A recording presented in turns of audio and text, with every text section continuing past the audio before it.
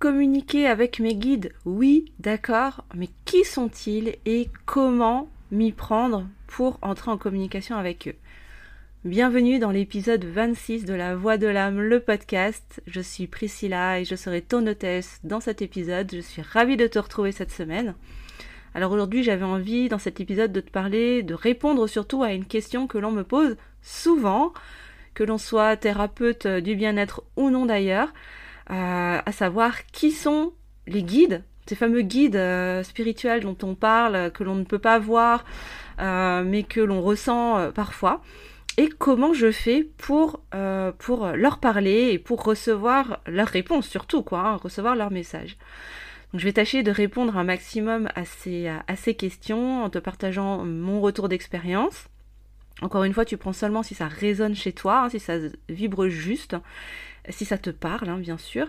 Il y a mille et une façons d'entrer en communication avec ces guides, mais voilà, moi je te partage en tout cas ce que je connais, à savoir ma façon d'expérimenter la chose. Alors déjà, premier point, qui sont les guides? Qui sont-ils? Alors ils sont de plusieurs natures. Tu as déjà des guides qui ce sont des êtres qui ont déjà été incarnés sur Terre et qui ensuite désincarnés, qui sont morts, donc des âmes défuntes, qui peuvent être présentes pour toi, pour t'accompagner, te guider sur une partie de ton parcours de vie. Donc ça peut être des défunts protecteurs, donc des âmes que tu as connues, qui font peut-être partie de ta famille. Et peut-être ça peut aussi être des défunts qui n'ont aucun lien, on va dire, avec toi, dans le sens où tu ne les as pas connus à l'état incarné, voilà, mais qui ont été désignés pour venir dans ton équipe spirituelle. Ensuite, tu as des entités, des énergies, des êtres de lumière qui n'ont jamais été incarnés sur Terre, mais qui sont également désignés pour faire partie de ton équipe, une de tes équipes, j'y reviendrai tout à l'heure, pourquoi est-ce que je te dis une de tes équipes, pour t'accompagner, te guider sur un morceau de ton parcours de vie. Et puis tu as également certaines énergies plus hautes vibratoirement parlant, ça peut être des maîtres ascensionnés, en tout cas des énergies haute vibration, ça peut être des anges, ça peut être...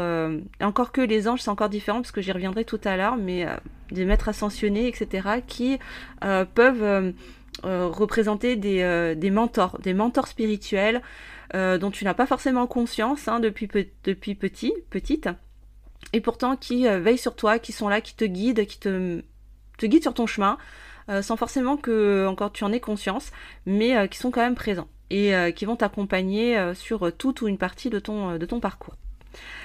Donc voilà, tes guides, en fait, ils font partie de ces trois catégories, grosso modo. Donc des âmes désincarnées, soit que tu as connues, qui font partie de ta famille, ou des amis, ou parfois ça peut être aussi un animal de compagnie, qui peut être un guide également.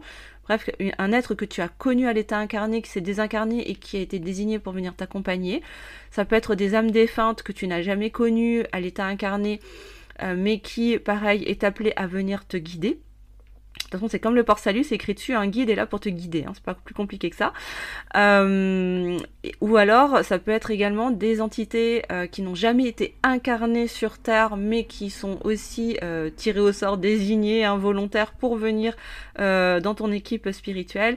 Et ça peut aussi également être des êtres de lumière, plus haut vibratoirement parlant, on va dire, qui sont là pour être des mentors spirituels pour te guider sur ton parcours. Ensuite, souvent une autre question que l'on pose, c'est quelle est la différence finalement entre un guide et un ange gardien? Alors déjà, il y a une différence vibratoire entre un guide et un ange gardien. Un ange gardien va être sur une fréquence vibratoire qui sera différente. Les anges gardiens sont sur un plan, sur une couche du millefeuille des mondes subtils qui sera différente, un peu plus élevée que les guides. Et alors la différence principale entre un guide et un ange gardien, c'est que ton guide ne va pas te suivre toute ta vie, pendant toute ton incarnation. Ton équipe spirituelle, c'est pour ça que je te disais tout à l'heure, pendant un bout de ton parcours de vie, en fait, tes guides vont changer. C'est-à-dire que c'est comme s'il y allait avoir des roulements d'équipe au fur et à mesure de ton parcours de vie, ton parcours initiatique. Et donc, en fait, tes guides vont changer, évoluer à mesure que toi, tu vas passer des paliers dans ta vie, dans ton élévation, dans ton parcours d'éveil, d'éveil de conscience, etc. Et donc, tu vas avoir une équipe qui va t'accompagner pendant un certain morceau de vie, le temps que tu intègres les différents enseignements que tu as appelés à recevoir et à intégrer, à valider. Et une fois que tu auras passé ce palier, tu vas passer à un autre cap, un peu comme dans un jeu vidéo, tu sais, où tu arrives au niveau du Big Boss. Une fois que tu as combattu le Big Boss, hop, tu passes au niveau supérieur et là, tu changes d'équipe. Et donc, ton équipe de guide spirituel va aussi évoluer et changer. C'est-à-dire que la première équipe aura rempli sa mission, elle t'aura guidé jusqu'à ce premier palier. Check, c'est OK. Et ensuite, passe le relais à une autre équipe qui est là pour t'amener au palier suivant, et ainsi de suite, et ainsi de suite, et ainsi de suite. Parfois, certains guides vont te suivre sur 1, 2, 3 équipes, plusieurs équipes. Tout dépend de ce qu'ils ont choisi sur leur feuille de route, on va dire, pour t'accompagner. Alors que tes anges gardiens, eux, seront là du début à la fin. Les anges gardiens qui te sont assignés, tu peux en avoir entre 1 et 3, en tout cas de ce que je sais, de ce que je ressens, vont t'accompagner du moment de ton incarnation, du moment de ta naissance, jusqu'au moment où tu vas désincarner, et même pendant ta phase de transition. Une fois que tu as désincarné, et pendant cette phase de transition, tu vas passer de l'autre côté dans la lumière, tes anges gardiens seront là également pour t'accompagner. Donc eux, ce seront toujours les mêmes, ils seront toujours là, tu pourras toujours les invoquer toute ta vie. On ne change pas d'équipe d'anges gardiens. A priori, après s'il y a des exceptions, n'hésitez pas en commentaire à me le signaler, mais en tout cas à ma connaissance pour l'instant, c'est pas ce que j'ai retenu. Voilà. Autre différence qu'on peut avoir, qu'on peut remarquer entre un guide et un ange gardien, c'est que l'ange gardien, lui, il a possibilité d'intervenir dans la matière sans que tu lui en aies demandé explicitement l'usage. Sans que tu l'aies invoqué volontairement. À la différence du guide, qui lui ne pourra pas intervenir sans ton aval. Tu seras obligé de le demander à ce qu'il intervienne volontairement pour qu'il puisse le faire. Ton ange gardien, lui, par contre, c'est souvent en cas de danger vital, on va dire, que un ange gardien va se permettre d'intervenir sans que tu lui en aies demandé, sans que tu l'aies invoqué, sans que tu lui en aies fait la demande, simplement parce que si ce n'est pas le moment pour toi de désincarner, son but c'est de te protéger en fait, il est là pour te protéger, à la fois pour te guider, mais assurer aussi ta protection et ton intégrité holistique, sur tous les plans. Alors que le guide, comme je te l'ai dit, il est là pour te guider, pour t'accompagner sur ton parcours, pour t'envoyer des messages, comme pour être aussi une sorte de transmetteur d'informations des mondes subtils plus élevés à toi. C'est un peu une sorte de traducteur, une sorte de facteur spirituel qui va te permettre de transmettre, qui va te permettre de recevoir des informations, que ce soit à travers tes rêves, même dans la matière, à travers certaines synchronicités, certaines coïncidences, entre guillemets, etc. Donc ton guide, lui, il va être là pour ça finalement, tu vois.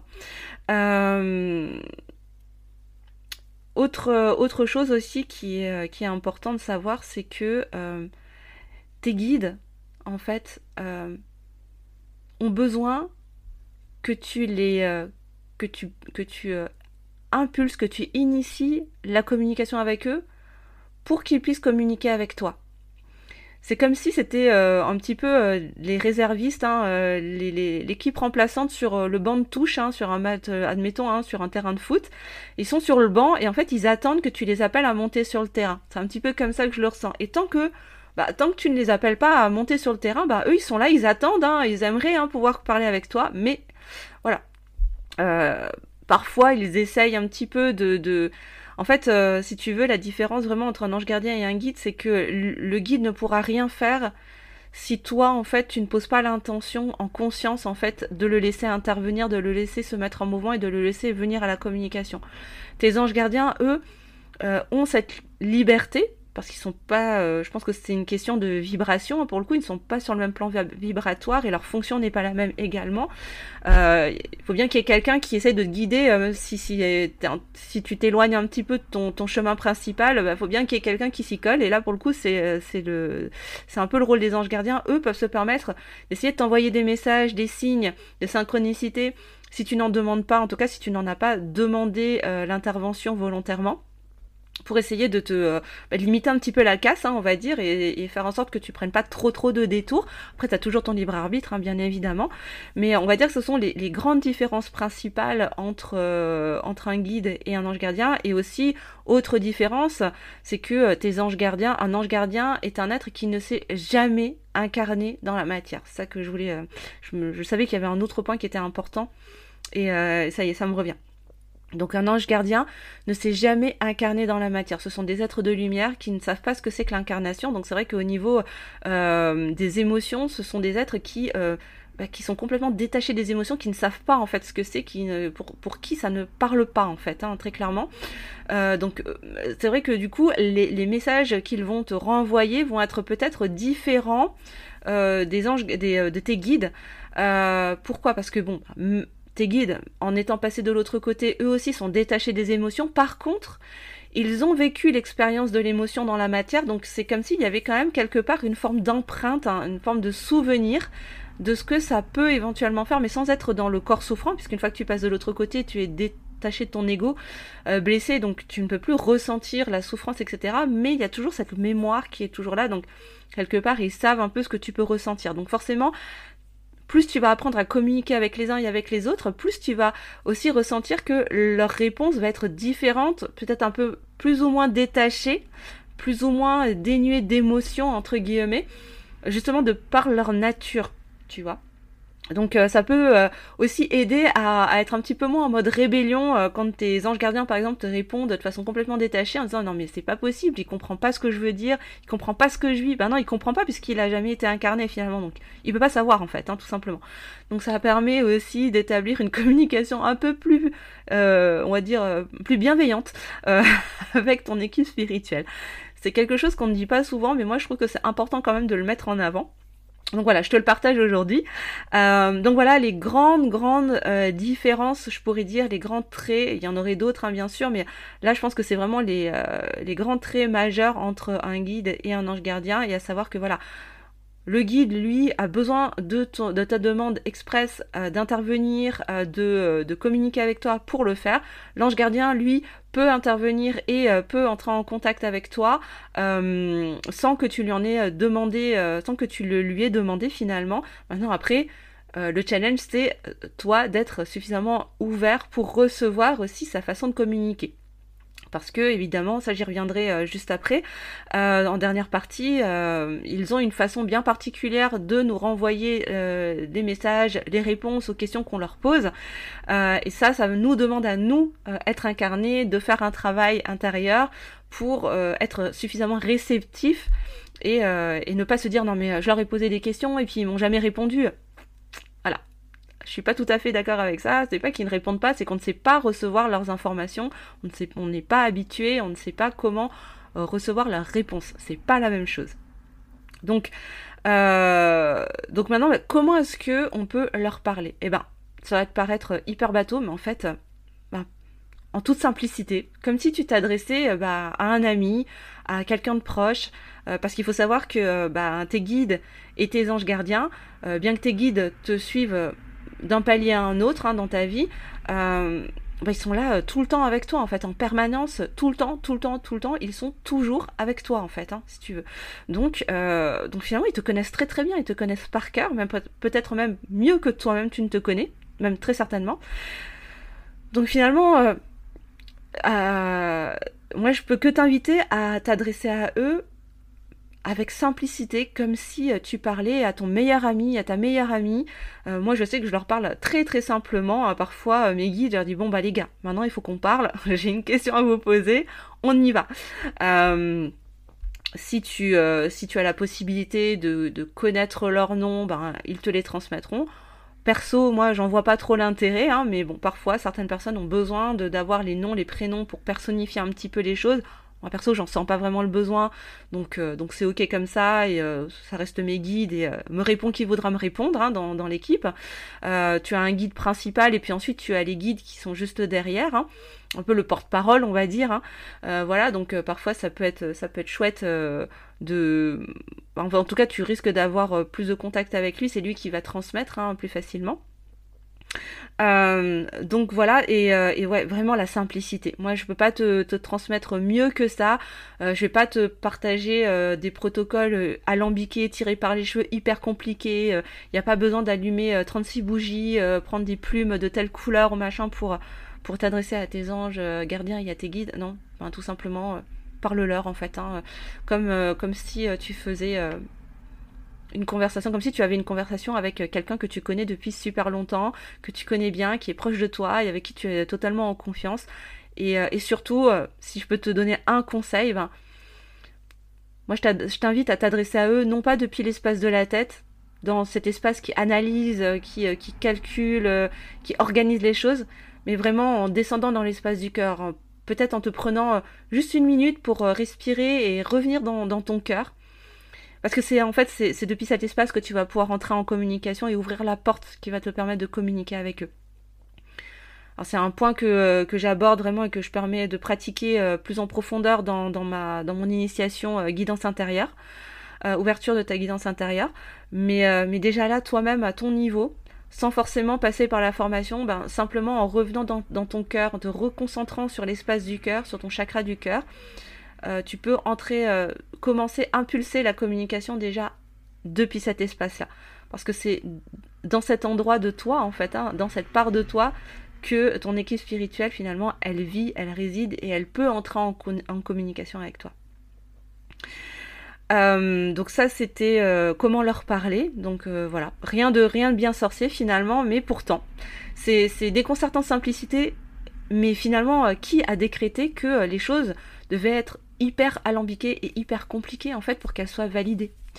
Tu vois, finalement, la vie, elle n'est pas si compliquée que ça, et j'ai plutôt la sensation que, au contraire, c'est cette simplicité qui peut nous déstabiliser un peu, à nous abasourdir, alors que finalement, ben non, en fait, les choses sont déconcertantes de simplicité, et c'est en le pratiquant qu'on se rend compte que, ben oui, en fait, c'est pas plus difficile que ça, tout simplement. Et enfin, pour terminer, alors ça sera un épisode un petit peu plus court que d'habitude, mais voilà, c'est ok aussi. Est-ce que mon équipe spirituelle, elle communique avec moi? Alors comme je te l'ai dit, hein, tes anges gardiens, oui, peuvent tenter d'entrer en contact avec toi. Tu sais, parfois, moi j'ai souvent des clients, des personnes qui viennent me voir et qui me disent « Je comprends pas, j'ai des acouphènes, j'ai les oreilles qui bourdonnent régulièrement. C'est marrant, quand je pense à telle ou telle situation, je recommence à avoir ces fameux acouphènes, etc. » Sauf que ben, je me suis souvent rendu compte que c'était pas tant des acouphènes d'un point de vue médical, on va dire, hein. Bien évidemment, si ça persiste et que ça devient handicapant pour toi, consulte un spécialiste, hein, quand même, pour t'assurer que tu n'as pas de problème au niveau des oreilles, hein, bien évidemment, hein.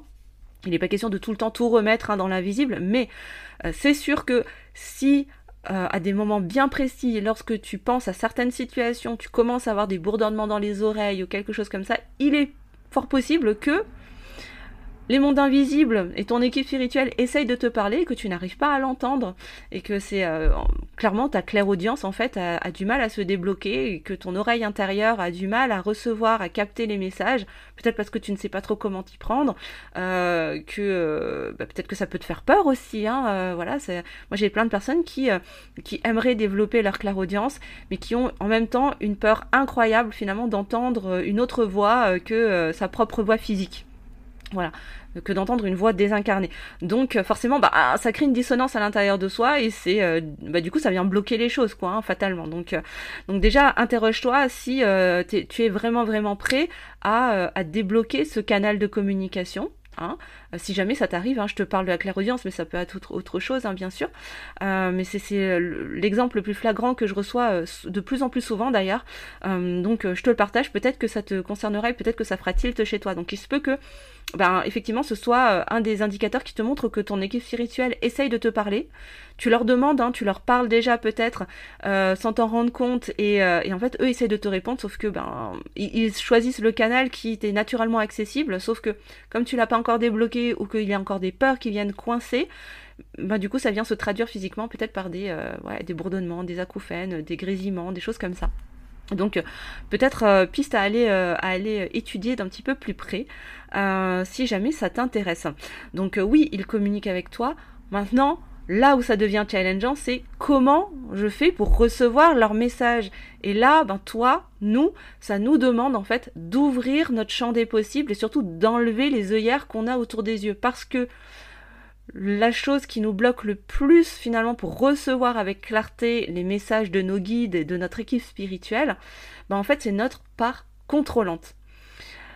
Dans 100% des cas, en tout cas de mon expérience et de l'expérience des personnes que j'ai reçues, que je reçois en séance, que ce soit en coaching ou en consultation, et puis bientôt en formation, parce que j'ai déjà quelques retours de personnes qui vont s'inscrire en formation avec moi, ce sont des personnes qui me disent tout le temps « Ouais, mais j'ai posé telle ou telle question à mes guides, à mes anges gardiens, etc. mais ils m'ont jamais répondu. » Est-ce que tu es vraiment sûr qu'ils ne t'ont jamais répondu ? Quels sont les indicateurs qui te montrent qu'ils ne t'ont jamais répondu ? Et très souvent, ils me disent « Ouais, mais moi, je voulais qu'ils me répondent comme ci, comme ça, ou je m'attendais à ce qu'ils répondent sous telle ou telle forme, et ça n'a pas été le cas, donc ils m'ont pas répondu. » Il faut savoir une chose, les amis, c'est que de l'autre côté, la perception de la réalité est totalement différente de nous, petits humains, incarnés dans la matière, depuis notre prisme, à travers notre mental et notre ego blessé. Donc il faut bien comprendre que de l'autre côté, ils vont nous envoyer des réponses en résonance déjà avec ce qu'on va leur demander. Donc moi, je t'invite vraiment à être le plus précis possible dans ce que tu vas demander. Donc ça te demande vraiment de prendre le temps de choisir les formulations, de choisir les mots, de choisir le contexte, etc., etc. Lorsque tu demandes quelque chose, si tu veux être sûr de recevoir la réponse de la manière la plus précise possible, comme tu le demandes. Et eux vont t'envoyer les messages comme ils peuvent aussi de leur côté, et à leur façon, en sachant qu'ils ont aussi beaucoup d'humour, donc on s'amuse comme on peut, ils essayent de t'envoyer ça comme ils peuvent. Toi, ton job, ça va être vraiment d'enlever ces œillères, les œillères de notre part contrôlante pour ouvrir notre champ des possibles et être réceptif, être observateur finalement autour de nous à chaque instant de ce qui pourrait se présenter. Du coup, ça nous amène à quoi ? Ça nous invite à être de plus en plus dans l'instant présent. Si tu veux être observateur et observatrice à tout instant, sans être non plus sur le qui-vive et sur la défensive, c'est pas ça du tout, mais être dans l'observation quasi permanente de ce qui pourrait venir à soi, tu vois, d'être dans ce recul, dans cette capacité à dézoomer les morceaux de ta vie, les segments de ta journée, pour te dire « Ah tiens, il y a eu telle situation qui est arrivée aujourd'hui, tiens, c'est marrant », ça entre en résonance avec ce que j'ai demandé à mes guides, genre hier soir, par exemple, tu vois.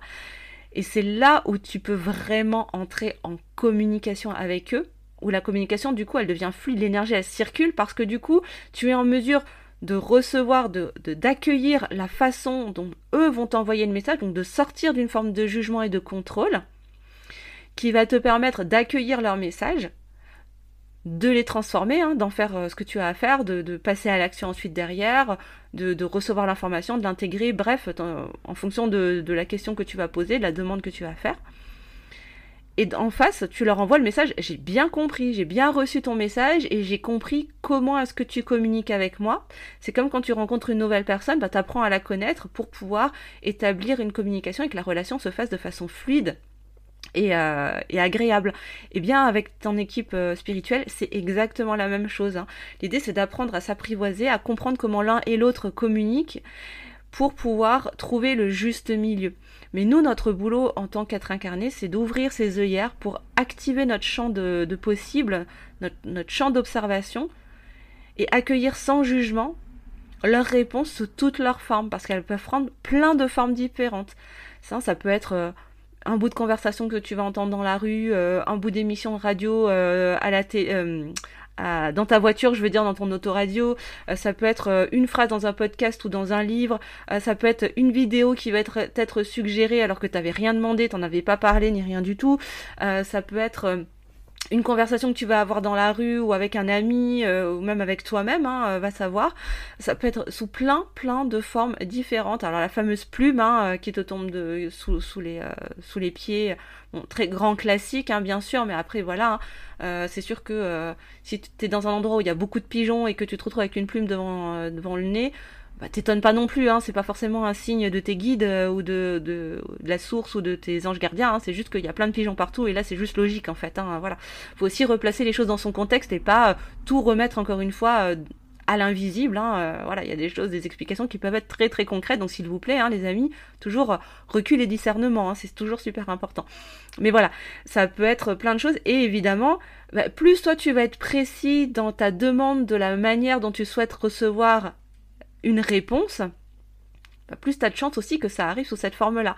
Après, évidemment, en face, ils ont aussi cette liberté de t'envoyer les choses de la manière la plus juste et la meilleure pour toi. Ce n'est pas parce que toi, tu souhaites recevoir une réponse sous une certaine forme bien figée que c'est forcément la meilleure pour toi, pour que tu puisses intégrer telle ou telle leçon de vie. Tu vois ? Donc fais-leur confiance et laisse-les aussi t'envoyer la réponse la plus adaptée à ce que tu vibres et à ce qui est juste et bon pour ton âme de recevoir. Donc ça c'est un point qui est vachement important et que je voulais quand même aborder pour terminer cet épisode pour aujourd'hui. Vraiment d'ouvrir ce champ d'accueil, ce champ d'observation.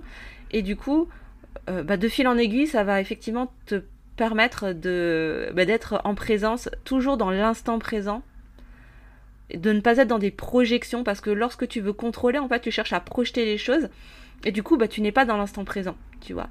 Or, cet exercice-là, moi, je trouve que communiquer avec son équipe spirituelle, surtout au quotidien, comme ça, ça te pousse de plus en plus à être ici et maintenant, et d'être dans l'observation permanente. Et quand tu es dans cette observation, tu es un peu en posture omnisciente, qui fait que tu te détaches, quelque part tu te détaches un peu de la souffrance, de l'attente, et t'es juste là en mode ok, tiens, il s'est passé telle chose, tiens, c'est marrant, je pense que là on m'a répondu finalement, je crois que là c'est bon, j'ai eu ma réponse, tu vois.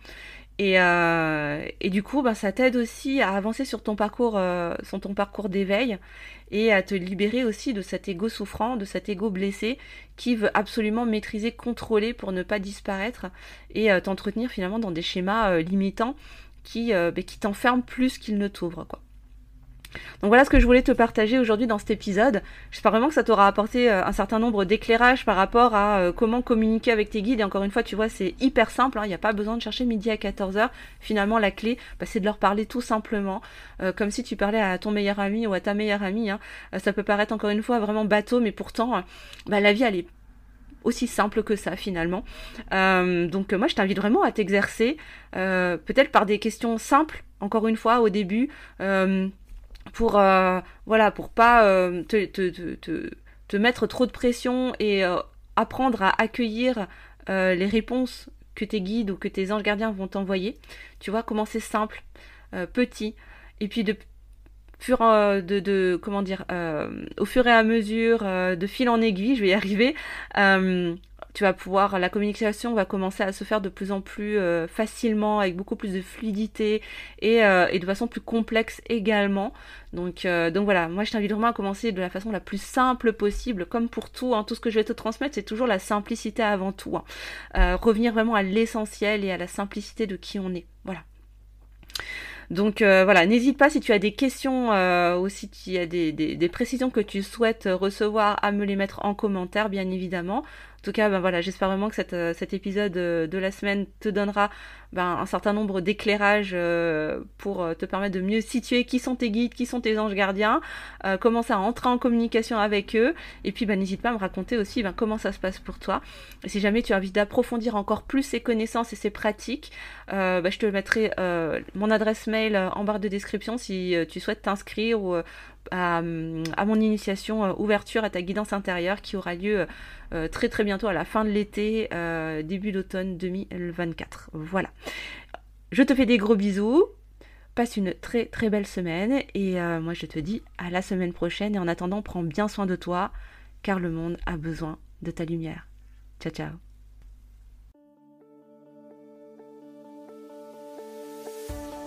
Merci de ta présence et de ton écoute. Si cet épisode t'a plu, n'hésite pas à liker, partager, laisser un commentaire et mettre une bonne note sur ta plateforme d'écoute préférée pour le juste équilibre entre le donner et le recevoir et me soutenir dans mon travail. Et si toi aussi, tu souhaites te connecter toujours plus fort à la voix de ton âme, je t'invite à t'abonner à ce podcast pour ne rien rater de la sortie des prochains épisodes. À la semaine prochaine. Ciao ciao.